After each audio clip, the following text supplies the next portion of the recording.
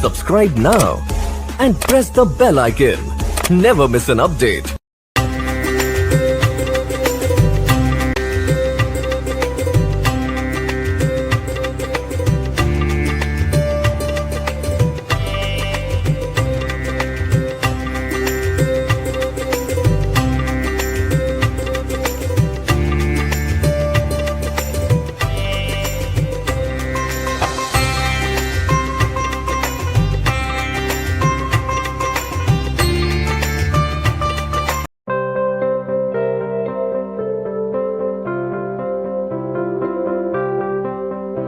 जय हिंद दोस्तों, कैसे हैं आप सब। आज हम महाराष्ट्र के 10वें ज्योतिर्लिंग यानी कि नासिक के त्र्यंबकेश्वर ज्योतिर्लिंग यात्रा की हम बात करने जा रहे हैं। यदि आप नासिक त्र्यंबकेश्वर की यात्रा की योजना बना रहे हैं तो ये वीडियो आप लोगों के लिए काफी यूजफुल है, क्योंकि आज की इस वीडियो पे मैं आपको बताने वाला हूँ कि आपको नासिक का त्र्यंबकेश्वर ज्योतिर्लिंग कैसे दर्शन करना है, नासिक के कौन कौन से दर्शनीय स्थल है, कहाँ पे हमारा पंचवटी है और पंचवटी में हमारे कौन कौन से दर्शनीय स्थल है उसकी भी जानकारी लेंगे। साथ ही साथ ये भी देखेंगे कि प्रत्येक 12 वर्षों में एक बार लगने वाला महाकुंभ का आयोजन जो होता है वो कुंभ हमारे किस गोदावरी घाट पर लगती है, हमको नासिक कैसे पहुंचना है, नासिक में हमको रुकने की क्या व्यवस्था है और साथ ही साथ नासिक में हमको खाने पीने की क्या बंदोबस्त है, त्र्यंबकेश्वर ज्योतिर्लिंग यात्रा करने के लिए हमको कौन सा बेस्ट टाइम होगा विजिट करने के लिए और हमको कितने दिन की ये पूरी यात्रा बनानी चाहिए। और वीडियो के अंत में ये भी जानेंगे कि इस नासिक त्र्यंबकेश्वर यात्रा करने के लिए आपको एक व्यक्ति का कुल खर्चा कितना लग जाएगा।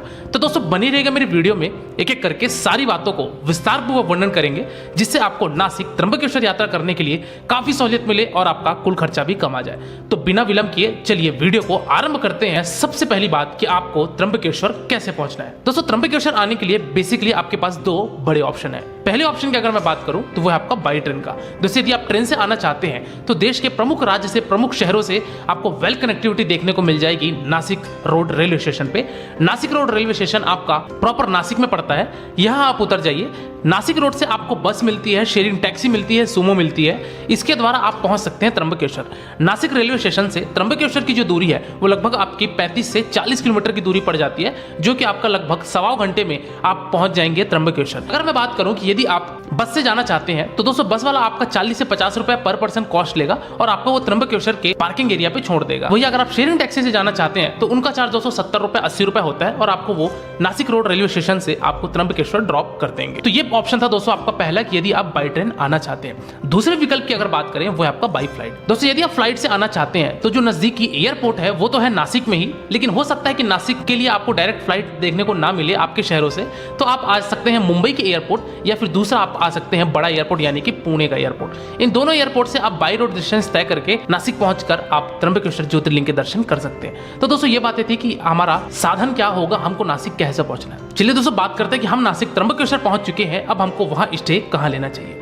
दोस्तों नासिक त्र्यंबकेश्वर में स्टे करने के लिए आपके पास दो मेजर ऑप्शन फिर से आते हैं। पहले ऑप्शन की अगर मैं बात करूं दोस्तों वो है आपका गजानन स्वामी जी का ट्रस्ट। दोस्तों त्र्यंबकेश्वर जो टेंपल है, टेंपल से दोस्तों आधा किलोमीटर पहले अगर आप आते हैं तो वहां पे आपको श्री गजानन स्वामी महाराज जी का ट्रस्ट देखने को मिलेगा। इस ट्रस्ट में दोस्तों आपको डॉर्मेट्री भी मिलती है, डबल बेड भी मिलते हैं और आपको यहाँ पे फैमिली रूम भी मिलते हैं। रूम की अगर मैं टैरिफ की बात करूँ अप्रॉक्सिमेटली आपका 400 रुपए होता है और आप यहाँ अपना स्टे बना सकते हैं। वही अगर आप डॉर्मेट्री लेते हैं तो आपका दोस्तों 50 रुपए प्रति व्यक्ति होता है 24 घंटे का और आप वहाँ अपना स्टे बना सकते हैं। आपको अलग से क्लॉक रूम भी दे दिया जाएगा यदि आप डॉर्मेट्री लेते हैं तो। श्री गजानन स्वामी महाराज जी का जो मेन मंदिर है वो आपका शेगांव में पड़ता है, जो कि आपका बुल्डाड़ा जिले में स्थित है, जिसकी वीडियो ऑलरेडी मैंने अपने चैनल पे बना रखी है। लेकिन अगर आप त्र्यंबकेश्वर ज्योतिर्लिंग यात्रा करने जा रहे हैं तो आप श्री गजानन स्वामी ट्रस्ट के संस्थान में आप जरूर स्टे बनाइएगा। यहाँ पे आपको दोस्तों खाने पीने की भी बंदोबस्त होती है, जो कि आपका 35 रुपए में भरपेट आपको थाली प्रोवाइड कर दिया जाता है। तो दोस्तों ये आपका गजानन स्वामी जी का रूम सर्विस होता है, यहाँ पे आप स्टे ले लीजिए। वही अगर बात की जाए तो मंदिर के आसपास अगर आप रुकना चाहते हैं तो दोस्तों मंदिर के आसपास भी आप वहाँ अपना स्टे बना सकते हैं, लेकिन यहाँ पे उनके चार्ज थोड़े से ज्यादा होते हैं। कहने का मतलब ये है कि दोस्तों 1000 रुपए 1500 रुपए से लेके 2000, 2500, 3000 तक के रूम आपको देखने को मिलेंगे यदि आप त्र्यंबकेश्वर ज्योतिर्लिंग मंदिर के आसपास आप अपना स्टे लेते हैं तो। चलिए दोस्तों इसी के साथ ही साथ बात करते हैं कि हमको खाने पीने की क्या बंदोबस्त है। तो दोस्तों जैसा कि मैंने आपको बताया कि आपको त्र्यंबकेश्वर धार्मिक स्थल होने के कारण यहाँ पे आपको किसी भी तरीके की कोई खान पान की समस्या नहीं होगी। आपको इजिली वहाँ खाने प्रोवाइड हो जाएंगे। 100 रुपए, 150 रुपए, 200 रुपए से आपको थाली स्टार्ट हो जाएगी और आप भरपेट अपना शुद्ध शाकाहारी भोजन ग्रहण कर सकते हैं। चलिए दोस्तों, अगली बात करते हैं कि अब हमको नासिक त्र्यंबकेश्वर ज्योतिर्लिंग यानी कि हमारे भोलेनाथ के दर्शन हमको कैसे करना है।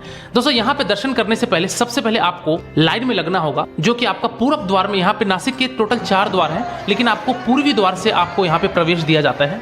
यहाँ पे दोस्तों पहले जो मंदिर था उसको काफी ज्यादा निर्माण कर दिया गया और काफी वेल मेंटेन ये हमारा प्रांगण बना दिया गया है त्र्यंबकेश्वर ज्योतिर्लिंग का। तो दोस्तों यहाँ पे त्र्यंबकेश्वर ज्योतिर्लिंग में आप लाइन में लगिए, हर हर महादेव कहते हुए, ओम नमः शिवाय कहते हुए आप लाइन में लगिए।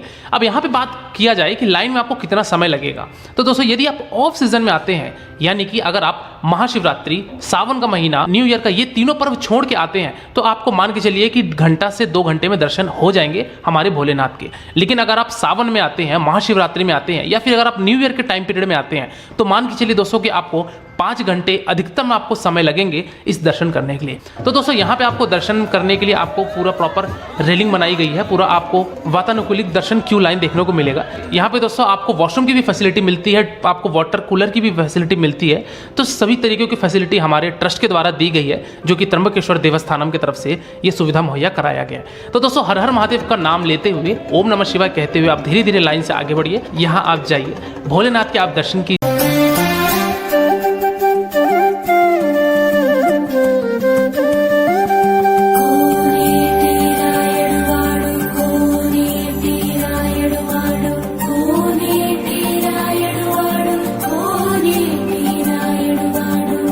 आप दर्शन कीजिए, अपनी मनोकामनाएं मांगिए, मत्थे टेकिए और मंदिर प्रांगण से बाहर आ जाइए। दोस्तों मंदिर प्रांगण से बाहर आएंगे आप, वहाँ आसपास में और भी मंदिर हैं, उनके भी आप दर्शन करना चाहते हैं तो कर लीजिए। और वहाँ से आपको प्रसाद मिलेगा, तो प्रसाद के भी आप पैकेट ले सकते हैं, जो कि आपको भोग लगा प्रसाद वहाँ का मिल जाएगा। तो दोस्तों ये त्र्यंबकेश्वर ज्योतिर्लिंग करने के पश्चात अब हम चल पड़ते हैं अपने नासिक के साइट सीइंग के लिए। चलिए दोस्तों, नासिक के साइट सीइंग करने से पहले ये जान लेते हैं कि नासिक त्र्यंबकेश्वर यात्रा करने के लिए हमको कितने दिन का स्टे बनाना चाहिए। तो दोस्तों यदि आप शालीनता पूर्वक घूमना चाहते हैं, यदि आपके पास समय का अभाव नहीं है, तो आप ये मान के चलिए कि आपको 1 नाइट 2 डेज का ट्रिप बनाना चाहिए और आप आराम से सभी चीज़ों को कर लेंगे। और अगर आपके पास समय का अभाव है और आप एक ही दिन में दर्शन करना चाहते हैं और नासिक भी घूमना चाहते हैं, तो आपको अर्ली मॉर्निंग त्र्यंबकेश्वर आना पड़ेगा। त्र्यंबकेश्वर के आप पहले दर्शन कीजिए और उसके पश्चात आप नासिक के साइट सीइंग करके आप अपने रेलवे स्टेशन चले जाइए, या फिर आप बस स्टैंड से अपने अपने प्रस्थान ले सकते हैं। कहने का मतलब ये है कि 1 डे में भी आपको नासिक त्र्यंबकेश्वर घूमा जा सकता है, लेकिन आपको अर्ली मॉर्निंग निकलना पड़ेगा, तभी आपका ये संभव हो पाएगा। अदरवाइज आप स्टे लेना चाहते हैं 1 नाइट का, तो आप 1 नाइट स्टे लीजिए। एक दिन आप त्र्यंबकेश्वर घूमिए, वहां आप भोलेनाथ के दर्शन कीजिए और अगले दिन आप नासिक के साइट सीइंग करके आप अपना ड्रॉप ले लीजिए। तो चलिए बढ़ते हैं हम नासिक के साइट सीइंग के लिए कि नासिक में हमको क्या क्या साइट सीइंग देखने को मिलेगा। दोस्तों नासिक का सर्वप्रथम साइट सीइंग जो आता है वो आता है आपका मुक्तिधाम टेम्पल। नासिक का एक अगला साइट सीइंग आता है जो कि है आपका मुक्तिधाम मंदिर। आपको बिरला मंदिर भी देखने को मिलेंगे, तो उनके भी जाके आप चरण स्पर्श कीजिए और आप निकल पड़िए अपने अगले साइट सीइंग की तरफ, जो है आपका पंचवटी। यहाँ पे आपके 1-2 मंदिर भी देखने को मिलेंगे, तो आप इनके भी दर्शन कीजिए। भोलेनाथ का है जिसको आरो शंकर मंदिर बोला जाता है, कि कहा जाता है कि ये 12वीं या 13वीं सदी का। चलिए दोस्तों, आरो शंकर जी के दर्शन करने के पश्चात हम निकलते हैं अपने अगले साइट सीइंग की तरफ, जो कि आपका कलाराम मंदिर। दोस्तों ये मंदिर काफी प्राचीन मंदिर है। यहाँ पे आप आइए, यहाँ इस मंदिर में दोस्तों आपको श्री राम जी के आपको दर्शन करने को मिलेंगे। इस मंदिर में भी दोस्तों आपको थोड़ा सा क्यू लगना पड़ेगा। जय हनुमान जय सिया राम कहते हुए आप लाइन में लगिए और आप यहाँ भी जाइए, दर्शन कीजिए। मैं किसी भी मंदिर के अंदर का आपको फोटो वीडियो नहीं दिखा सकता क्योंकि मोबाइल कैमरा वर्जित था। तो आप कलाराम मंदिर में भी जाइए, यहाँ पे भी आपको आधे से 1 घंटे लगेंगे दर्शन करने में। और इस मंदिर के दर्शन करने के पश्चात आप और निकल पड़िए अपने अगले प्राचीन मंदिर की तरफ, जो कि है आपका कपालेश्वर महादेव जी का मंदिर। दोस्तों कपालेश्वर महादेव जी के मंदिर में आपको थोड़ा सा लाइन ज्यादा देखने को मिलेगा, क्योंकि इस मंदिर का जो प्रांगण है वो काफी छोटा है और यहाँ पे आपके दुकान के कारण लाइन जो हमारी बहुत लंबी हो जाती है। तो यहाँ पे भी जाइए और यहाँ पे भी आप दर्शन कीजिए। यहाँ भी आपको कम से कम दोस्तों आधे घंटे 45 मिनट लगेंगे, इनके भी दर्शन कीजिए। यहाँ हमारे महादेव है, मत्थे टेकिए, ओम नमः शिवाय कहते हुए आप मंदिर प्रांगण से बाहर आइए और निकल पड़िए आप अगले स्थान की तरफ, जो कि आपका सीता गुफा। दोस्तों सीता गुफा, हालांकि उस टाइम पे मैं गया था तब वहाँ पे बंद था, क्योंकि उस समय पे वहाँ पे कुछ काम चल रहा था। लेकिन आप जाते हैं तो सीता गुफा भी अवश्य जाइएगा, जहाँ पे रावण ने सीता माता जी को हरण करके उसी गुफा में छुपाया था, इसलिए उसका नाम सीता गुफा कहा गया है। तो दोस्तों वहाँ भी जाके आप दर्शन कीजिएगा सीता माता के कि वो कौन सी गुफा है। चलिए आइए अब अंतिम हम और एक स्पॉट पर लेके जाते हैं, जो कि हमारे 12 साल में एक बार हमारा कुंभ लगता है, और वो स्थान है नासिक का महाकुंभ। दोस्तों ये वो स्थान है जहाँ पे नासिक का महाकुंभ का आयोजन किया जाता है इस गोदावरी नदी के तट पर, या फिर ये कह लीजिए कि गंगा नदी के के तट पर। यहाँ पे दोस्तों आपकी कुंभ मेला का भव्य आयोजन किया जाता है। काफी ज्यादा क्राउड यहाँ पे होती है जब यहाँ पे महाकुंभ का आयोजन होता है। लोग आते हैं, इस गोदावरी नदी पे स्नान करते हैं, जल अर्पण करते हैं और हर हर गंगे हर हर महादेव का जोर जोर से नारे लगाते हुए अपनी वो यात्रा को सफल सुगत बना के अपने अपने घरों के लिए प्रस्थान करते हैं। तो दोस्तों इस स्थान पर भी आप अवश्य आइएगा और यहाँ पे भी आप आके जरूर स्नान कीजिएगा। चलिए अगली बात करते हैं और अंतिम बात करते हैं कि इस नासिक यात्रा को करने के लिए आपको एक व्यक्ति का कुल खर्चा कितना लग जाएगा। तो दोस्तों यदि आप 1 नाइट का स्टे बनाते हैं और आप बजट होटल में रुकते हैं, बजट होटल में खान पान करते हैं और आप एक दिन आप त्र्यंबकेश्वर ज्योतिर्लिंग दर्शन करते हैं और उसके अगले दिन आप नासिक के साइट सीइंग ट्रैवल करते हैं, तो मान के चलिए दोस्तों कि आपका एक व्यक्ति का जो मैक्सिमम खर्चा आएगा वो आपका दोस्तों 1000 से 1500 रुपए आएगा और आप अच्छे तरीके से पूरे नासिक को घूम लेंगे। इस फेयर में दोस्तों मैंने किसी भी तरीके की आपकी ट्रेन की टिकट, फ्लाइट की टिकट को ऐड नहीं किया है। इस फेयर में मैंने केवल और केवल आपके नासिक में होने वाले खर्चे की जिक्र किया है, जिसमें आपका होटल एकोमोडेशन, खाने पीने का खर्चा, ट्रांसपोर्टेशन का खर्चा और वहां पे जो भी आपके छोटे मोटे खर्चे होंगे उसकी मैंने जिक्र किया है। तो मान के चलिए कि आपका 1000 से 1500 रुपए एक व्यक्ति का लगेगा और आप नासिक त्र्यंबकेश्वर ज्योतिर्लिंग का आप संपूर्ण दर्शन कर लेंगे। तो दोस्तों ये रहा आपका नासिक त्र्यंबकेश्वर ज्योतिर्लिंग का एक संपूर्ण वर्णन।